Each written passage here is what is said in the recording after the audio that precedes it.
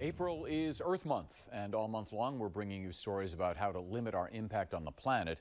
Well, today we're looking at a new sustainable food product. It's a form of butter that can be used in cooking, or if you just want to spread it on your toast, that's fine too. But what makes it unique is how it's created. ABC 7's Spencer Christian with our closer look.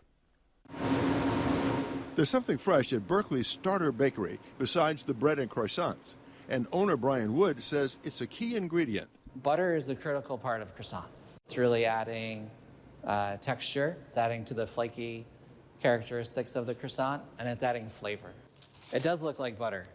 It behaves a lot like butter. It has a nice plasticity to it. It has a nice flexibility to it. But the layer of butter-like fat that Brian is about to add to a run of his delicate croissants is actually a first of its kind. Not animal-based, not plant-based, but created from a process using carbon. Yeah, so these are some of our core kind of upstream processing steps where we're making fatty acids. To help understand the science, CEO Kathleen Alexander took us behind the scenes at Savor Foods Lab in San Jose, where we've made this whole kind of distribution of fatty acids. That's what triglycerides are made of. That's kind of the building blocks that let us formulate a whole bunch of different fats and oils. She says the fats are created on the molecular level from captured carbons like CO2 and green hydrogen, or methane and water. Well, what is food?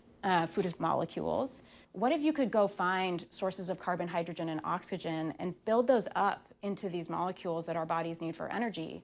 What if you could do that without needing to consume the whole planet? While the process and sources are proprietary, she points to operations like methane capture at dairies in the Central Valley.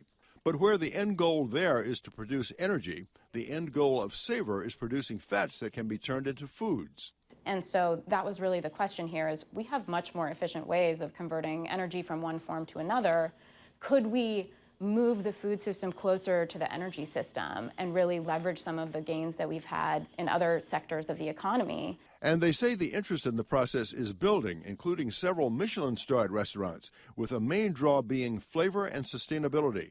Now that we have our triangles of the croissanto, we're just going to form it into the crescent shape. Back at Starter Bakery, Brian Wood is doing the final shaping on a tray of croissants baked with sustainable Savor butter. We put a lot of thought into that here with the ingredients that we source. And I think we're probably on the forefront of some pretty interesting things. Rising croissants flavored with a rising level of innovation. In Berkeley, Spencer Christian, ABC 7 News.